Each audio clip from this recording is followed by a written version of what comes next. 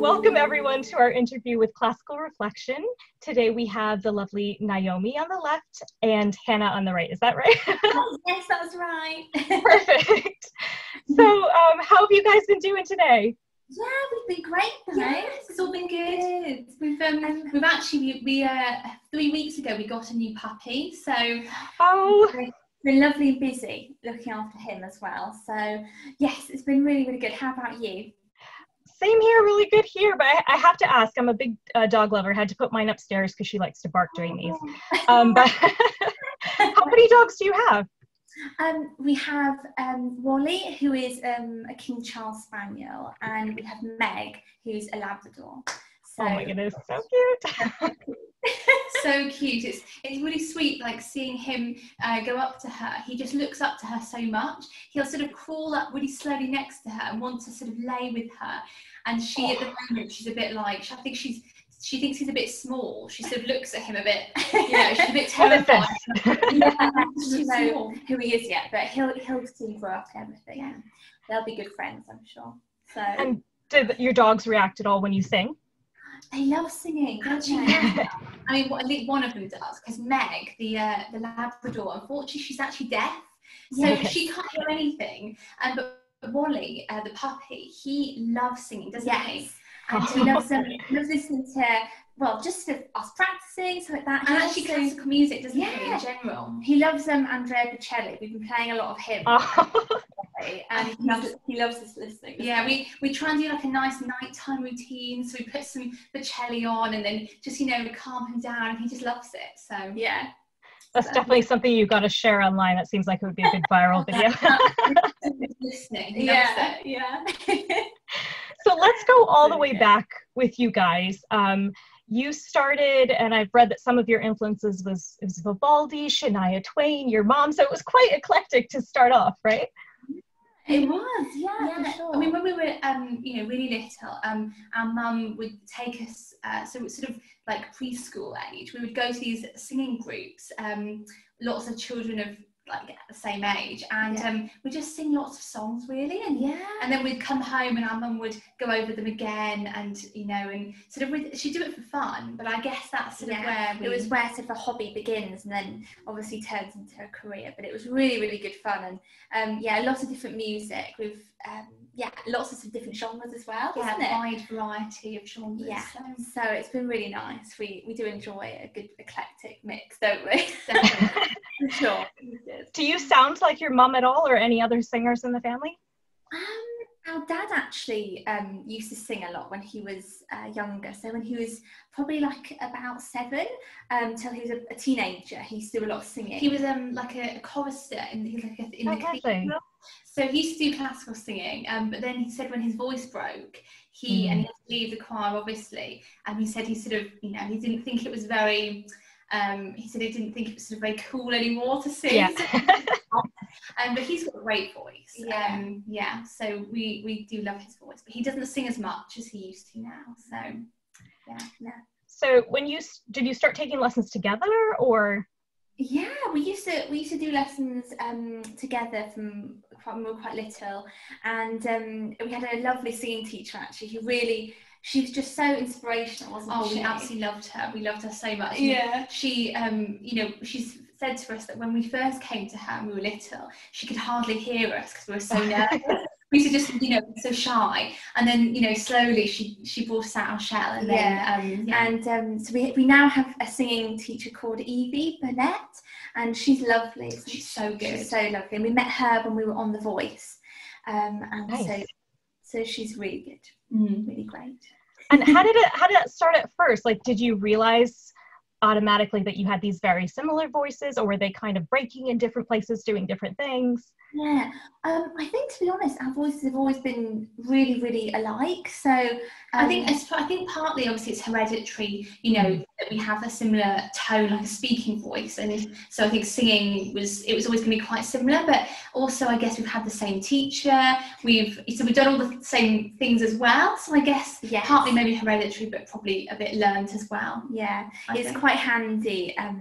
For I suppose like blending together, it's handy to lots of similar voices, but when it comes to harmonies, that's a little bit tricky because one of us has always got to take the lower bit, and it's always a decision who's got the lower bit and who's got the higher bit. So, but it's it's really good fun. I completely understand. I sing with my sister too, and so we used to butt heads, and then my voice actually went lower. So then we got easy, but who would go lower? But yeah. Yeah, it's always one of those things that you think, especially when they're so similar. You think, who's, you know, it's like you've got to pick out the hat, you know. Yeah, just pick a name out. And say, exactly. So, yeah, we like singing together. Yeah, for sure. So you guys, again, this is a question you probably get a lot, but you're actually mirror twins? Yeah, So we are identical twins, but basically split down the middle. It's like a bit of a science lesson now. We're just down the middle, so I'm the left sort of side and Hannah's the right side, so everything. I think what they say is, if I'm not sure this is right, but I'm pretty sure we read this somewhere, or maybe our mum told us, but I think it's like the latest stage that the egg can split before you become Siamese twins or like joint twins. I think that's so I do everything with my left, so right with my left, and then Hannah's right. Is my right? Yes, and when you look at each other, all the features are on the opposite sort of side. So any like beauty spots or teeth when they used to fall out when we were younger, fall out on the opposite side. That's crazy. That's awesome. Yeah. So it's quite cool. Yeah. Do you ever play tricks on people? I grew up watching The Parent Trap. I always wanted to be a twin. So did you ever do anything? I actually love that film. It's a great film. But actually, we've actually been very well behaved. I think we were always too scared to get into trouble. So we were very well behaved at school, weren't we? We were probably a bit too well behaved at school. And people used to say, "Oh, just do that. Just do it." They won't notice, but we'd be like, "Oh no, we can't do it." Exactly. We should have really done more things at school, but no, we didn't. We're very good. Yeah, the only thing that was a bit tempting was on our driving test. I found it a little bit easier and Hannah found it a bit harder, and we thought, oh, no one would know if I just took both our tests. Exactly. She could have really just taken my test. But you went ahead and do it because you guys you're so well behaved. I just couldn't risk it. Yeah. So how did it go from, taking these lessons, singing in children's groups, and then starting to do solos and performing? We were doing performances sort of locally quite a lot from sort of teenage years. We were doing sort of local. We left school. Yeah, we left school, and then we applied for The Voice when we were about, I think, 18, 19, and then that's when sort of everything sort of opened up a little bit more, didn't it? So I think probably it's when people see you on a show like that I guess you're taken a bit more seriously. I think, even though nothing really changed for us that much, like in us singing wise, but I think it's just who gets to see it and watch it, and that's the thing. So and the opportunities, I think, happen slightly more when you've sort of done something like that. So it was really good fun and we really enjoyed it. Yeah, we just really enjoyed the experience. I think we didn't have any expectations and just wanted to have a good time, really. Yeah, we did. And we're not hugely competitive, so it was more of a total enjoyment thing. So how was that though, the audition process? I imagine auditions, I can't stand them. How was that if you're not competitive? How, like with auditions, how does that go for you guys? How do you prepare? I think actually it's slightly easier. I think so. If you're not as competitive, I think it's more just pure enjoyment, really. It felt quite relaxing because we weren't sort of going in there like, this is our only chance, if we don't get this, then our careers are over. We felt we were going in there like, this is going to be a bit of fun. It's a good opportunity to, if anything comes of it, it's just a blessing. So that's how we. And we also wanted to see how a TV show worked. We were like, it was really interesting to see how they put it together, and we were sort of more, just maybe not so focused on the outcome, like we've got to win or we've got, we were sort of just like there for the ride, and I think that maybe made us more relaxed, not so worried about it. I think. So more appreciative by whatever sort of came out of it. So. That's fabulous. I think you guys also teach, that's probably something you can really teach your kids too, is not to think of the outcome, but just enjoy the experience. Exactly. Yeah, I think it's been really helpful actually, hasn't it?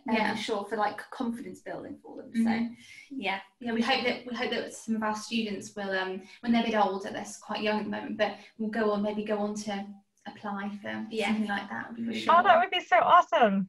Be really good. We're trying to persuade some of the slightly older ones to because they're really good. They're so good. Yeah. So once they've got a bit more confidence, I'm sure they'll do it. Oh, that would be terrific, and then you guys can be in the audience cheering them on and all that. Oh, we love it. We love that. Love it so much. Now, on your experience, what was like? Do you have any kind of fun behind the scenes moments that you discovered how it was done? Yeah, I think it was a great experience for us, isn't it? We really enjoyed sort of getting to know the other contestants on the show, and actually meeting Evie, who's the singing coach. It was so lovely. She was the coach, the singing coach on The Voice, so she was actually like assigned to us to help us through the process.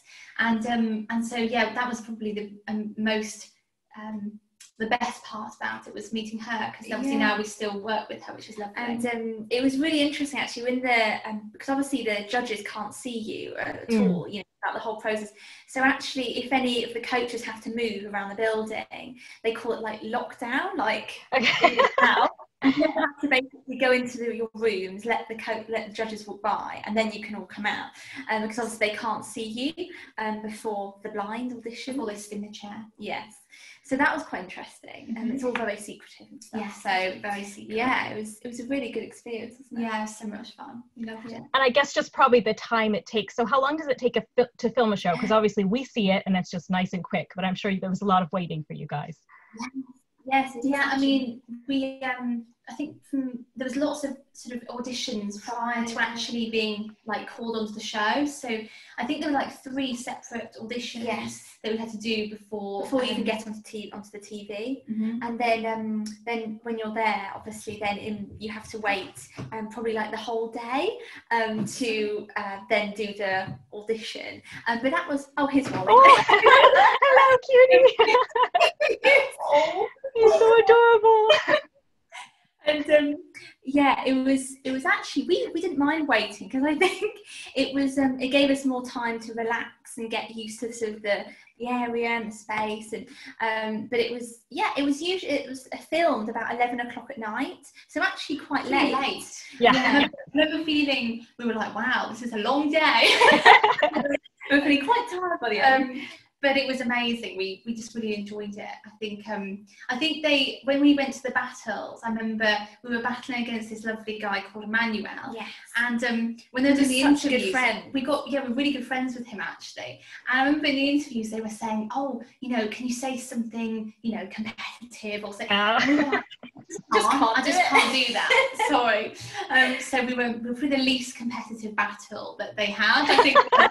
We just can't actually twist anything they're saying here to make it was good, because I think being sort of good friends, I mean, that's what music's about, isn't it? Is actually sort of collaborating on projects and sort of so that's so we didn't really want to battle him. No. It was a nice duet. So exactly.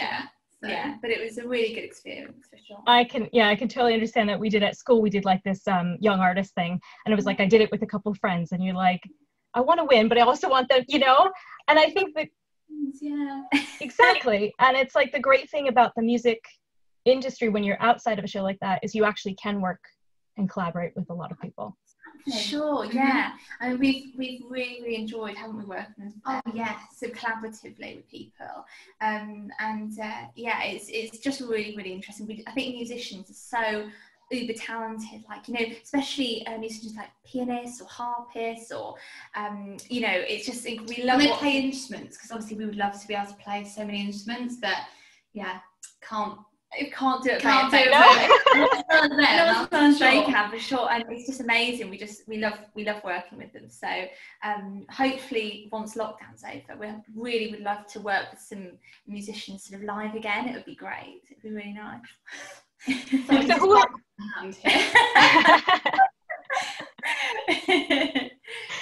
So, but it is good because you guys still have each other. Like, I feel quite lucky. My sister's here too, so it's like. Oh, that's so nice. Yeah, it's so good, isn't it, to have some people sort of in lockdown still, isn't it, to sort of work with. But yeah, we're very lucky to be together still. Absolutely. So we can still do our singing and stuff. So who are some of the people you've collaborated with? Because I know you did In the Living Years. Was this someone? Yeah, that was with Emmanuel, actually. Okay. Yes, that was the person on The Voice with. That was Emmanuel, and we've done sort of different concerts, which has been really nice, with some various. Actually, did a song, didn't we, a few weeks with Carl? Oh yeah, with Carl Loxley. Oh yes, love him. Yeah, we love Carl. And obviously we met him on The Voice as well, didn't we? Yes. And also Colin Thackeray, who won Britain's Got Talent here in the UK. I think, was it last year, wasn't it? He's a Chelsea pensioner, and we did a little song with him in lockdown, which was really nice. So it's been really great, actually, being able to reach out to. I hope it'd be nice to do some live stuff. Yes. Once we can all see each other again. For sure, that would be really, really good. It'd be lovely. For sure. I think that's one of the things you miss, is you definitely get to collaborate, which is fabulous, and sometimes with people you wouldn't, but the little interactions is kind of something you definitely miss. Being able to hug someone again would be lovely. Yeah. So, but it'll be really nice, and I think all the events and stuff, and you can look back on all the previous events that you've done from, you know, months ago. It's really nice to think, you know, hopefully they'll return, and they'll return probably even more bigger and better, because everyone will really be craving live music again, I'm sure. So that'll be really good, won't it? I'm hoping. Yes. Absolutely. I mean, I'm sure things will change, but how is it for you two? So you obviously sing together, but do you guys kind of take different aspects of the behind the scenes, like social media, that sort of thing? Does each of you do something different? Actually, we actually share all our accounts. Okay. Yeah, we're really good at the we mainly will do sort of post together, and we'll sort of say, maybe one of us will write it, but then give it to the other one. Say, can you check this? Just read that over. And that's the thing. But yeah, we're pretty good at sort of sharing that, and, you know, all the admin-y bits. We're quite good for so for, like, if we're wearing obviously ball gowns for events, we obviously have to both decide on the same dress, so that it looks quite looks like we've you know matched. And actually we sung at Wembley, and actually just before lockdown, for the cup final, and we had these lovely dresses that we were given, and they were so nice, but they were in the colours of the football teams, so we had to decide which colour we were going to wear. There were no arguments. No arguments. I just said, you can have that one. This one. Just be very deciding. So that's quite handy, because, you know, obviously we do quite like the same sort of stuff. So yeah, don't have too many arguments about that. That's really good. Yeah, because most kids don't like being dressed alike. So you're doing this as a choice now, so you're awesome. Absolutely. Yeah, for sure. I think it's because we probably when we were younger, our mum used to have a colour. So Naomi's colour was pink and mine was purple, and she would basically buy clothes like around that colour. So I think when we were just quite used to it, probably. Now. Yeah. So cool. 2 different colours. We quite enjoyed that. It was fun trying to get the right colour, wasn't it, for that one? But it was, it's good fun, isn't it? So did you guys always sing together, or was there ever a point you were trying out for, like, school plays or something on your own?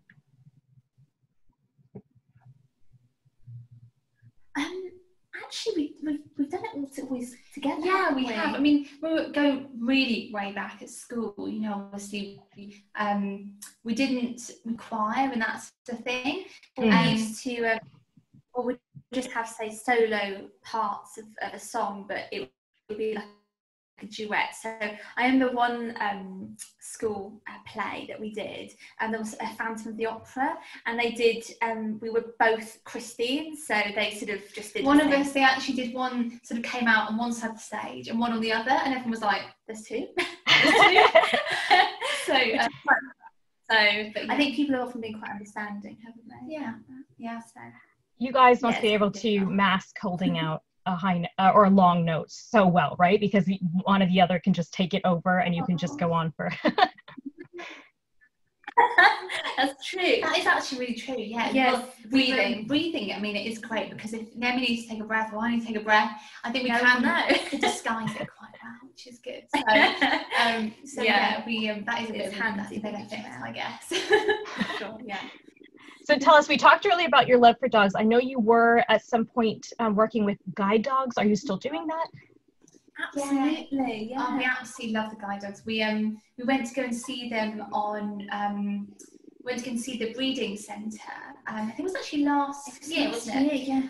And we met all the puppies. And Oh, it was one of the best days of our lives, honestly.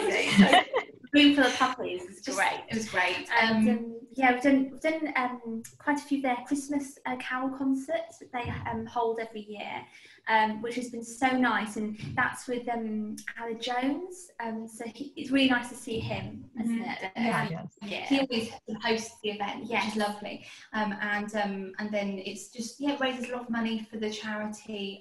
Obviously this year, unfortunately, they've had to cancel their carol concert because of obviously what's going on. But we hope again, next year we think they'll probably come back bigger and better. They'll for sure, absolutely. So and I know they're doing a lot of fundraising sort of online. They're doing a virtual like tea parties, and they're doing like a competition where you can send in a photo of your dog, and then it's like a virtual dog show. Yeah, so they're trying to do some stuff online, which is really good. Which is amazing, really. So it's really, really good. That's fabulous. People are becoming so creative now with everything putting together. Absolutely, yeah. Especially really like the charity events. I feel they're trying to do something different, which is good. For sure. So tell us a little bit. You guys have, is it 3 albums or 2 and 1 EP out now?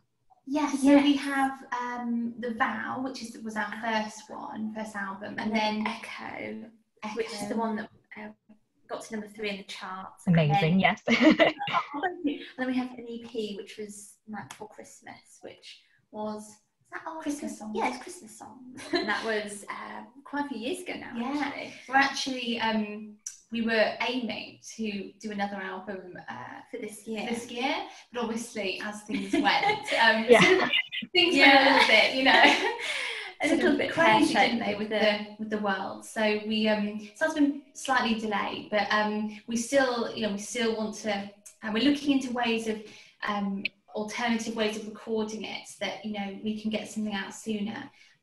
Because it would be nice while things are so still fairly close, we thought it'd be quite nice to still do something. So we're we're really hopeful that we'll still get something out. Even though exciting. So for sure. Exciting. Yeah. So how do you, when it comes to an album, I guess the first one was probably right after The Voice. That was the very one that was The Vow, and then I think it was a year later or a couple of years later it was Echo. That was fine. Yeah. So how do you find you develop, obviously the first one you picked out probably your best songs that you had in your repertoire, but I think you learn so much over the recording process that when you come out of it you're almost like a different artist. So how did you approach the second release as opposed to the first one? Yes, I think for the first one, we just sort of we as you said, we picked songs that we were enjoying at the time, and we just it was our first ever release, and I don't think we really also knew about things like the classical charts, or even sort of logistically how to register an album, or we just thought we'll just release it and it'll be great, and actually people did really enjoy it, but then the second one we thought actually we would like to register it, because and do it properly, and we didn't have a record label. We're still doing it independently, and so we did it all ourselves. We learned how to register it. It's a real headache, wasn't it? It's quite hard. Yeah, it's very, very technical. We thought, oh my gosh, this is so... all the barcodes and everything, and it's quite sort of, but we had an amazing, there was someone who really helped us out, hugely actually, and he really knew sort of how, what, you know, to do steps wise. But we did it all ourselves, and then we released this, and then it went to number 3, which was really great. So we were very surprised, but pleasantly surprised. We were really happy. So, and but we're hoping this next one that we release, obviously, as you said, you sort of learn as you're going along, sort of, you know, what things you would change or do differently each time. And so we're really, really hoping to get number 1. We would absolutely love that. We'll see how it goes, but it would be really, really exciting. So that's what we're really hoping for. That's what we're aiming for. Yeah. Well, definitely let us know. We'll promote it as much as you can. It'd be awesome to see you guys go. So much. Yeah, we'll definitely send you all the new stuff. I'll send you a CD. Yes, we do. Looking forward to that. So what are you guys, besides like any virtual things you're doing right now? I know they're starting to do some distance, like outdoor events. Do you have anything like that planned? Well, we don't have anything planned coming up. We had all our events until Christmas. Here have been all postponed. We had a lovely event actually. It was going to be at the Royal Albert Hall, which unfortunately, and actually it was with the Royal Philharmonic Orchestra. They were going to play and we were going to sing, and it was going to be so nice. And then they said, obviously, we knew it was going to be cancelled. But you know, fingers crossed it'll get rescheduled. Yes, we would like it to be rescheduled again. And we can obviously completely understand why all these events, you know, people are moving them or cancelling them, because, you know, with what's going on, I think it's really hard for these businesses or charities to really plan ahead, and they don't want to maybe put an event on and then not get anyone, you know, turn up. We do have one. I think it's next year, isn't it, with Paul Potts and Joanna Forrest, which is exciting. Yeah, so that's going to be lovely. That was going to be in September, but again, it's got moved. Yes, so a lot of them have been rescheduled, which is great. So hopefully everything will just happen. Just a busier next year. Yeah, it'll be busier next year for sure. So, yeah. So what are the things you're still doing? You're still teaching. You guys have a website where you take lessons. How does someone just take lessons with you? Yeah. So yeah, we do. We teach quite a broad age range actually. Our youngest, I think, is now. She's 7. I think she's 7. Her birthday recently was 7, and then our oldest student is 80. It's in her 80s. So it's, you know, everyone in between really.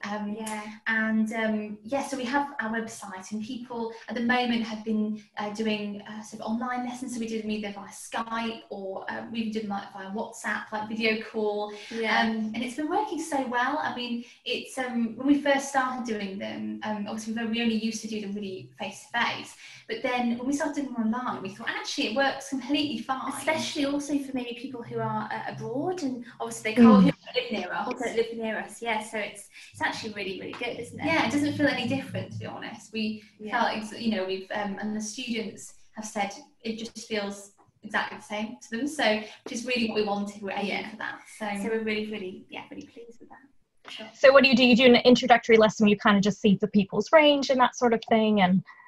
Yeah, absolutely. And sometimes some of our students, not all of them, but some want to do exams as well. So we take them for their grades. Some people just want to do it for some enjoyment, don't they? Or get back into singing. Or even a lot actually who maybe want to say audition for a show, or I've got auditions for say. You know, in the West End, or we've done some lessons, haven't we, for you know, for people who have got something big coming up. And they just want a little bit of help on something. You know, we've done lessons. That's fabulous. So I think we froze. Yeah, I think I got you, but it kind of like it was stuck and then it rushed on. Sorry, I did hear it, but it just came a little later. So tell me, I know I taught voice for a little bit, and it can be, even if you're singing quite well, oftentimes you have to sing when you're not feeling your best and whatever. So what are some of the tips you've learned to keep your voice healthy while you're being the instructor? Yes, for sure. I mean, That actually is a really, it's very tricky actually, yeah, for sure. It's especially if in the winter or something. I remember obviously before lockdown, or if we had an event coming up, quite a big event, and say actually it used to be sometimes that maybe a student used to come and not very well, and obviously then we'd be like, oh no, we're probably going to get poorly too. Yeah. That was always a bit of a stress as well. But obviously when it's online, that's not such a problem. But I think maybe just keeping your voice rested when you can. So if you're not singing, to just keep it rested. And also, I guess, also having a, keeping your immune system as boosted as possible. I know that's really hard, especially with what's, going on. A lot of vitamin C. We used to have these drinks that used to effervescent sort of sweet things you put in drinks. A lot of vitamin C. I mean, orange juice is really orange juice.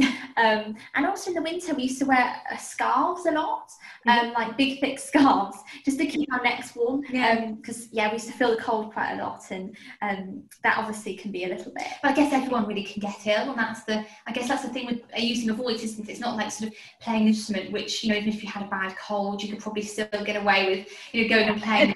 But with the voice, I think it's so much, isn't it, based on the health of the voice, and such small things can make such a big difference. So we found that really hard actually, haven't we? Is getting ill before a big show. But luckily not in lockdown, which has been great. Yes, I've not been ill in lockdown. No, I've seen anyone. It's true. And yeah, for sure. One of the few benefits we can say. Had a cold. Yeah, exactly. It is. It totally is. I haven't had a cold in forever. That's really good. So how do you guys maintain, you obviously have a voice teacher. Is there a certain repertoire you kind of always rehearse, so you're just kind of like, it so well by now you don't need to, and you just focus on new stuff? Yeah, I think actually we have a repertoire that we really know inside out, really, and we would do those sort of for concerts or longer concerts. We'll probably put quite a lot of those songs in there, and then we focus quite a lot on the new material, don't we? Yeah, so like as a concert we'd probably do quite a few we know, and then to drop in some new ones to sort of see how they out. Test them out a bit, and sort of see if we like them and that sort of thing. But we sort of find learning songs fairly straightforward these days. It's we really enjoy it as well. I think if you get a song that you really like, then you don't need to learn it. It sort of just goes in. They just keep listening to it all the time. It just sinks in. So it's really enjoyable. But for the new album, we're trying to actually come up with some ideas. We have got a rough idea of what we want to do, but they're like all new songs. New songs, and any suggestions would be very welcome. We're very up for all suggestions. Well, I don't know if you guys have heard this. I've always wanted to hear someone classical crossover try it. It's called Unbreakable Heart. I have to think who the original artist was. It was like a country song. Really? Quite fun. We'll look it up for sure. I'll write it down. To us, we're always looking for new stuff. So that's really great. That'd be really good.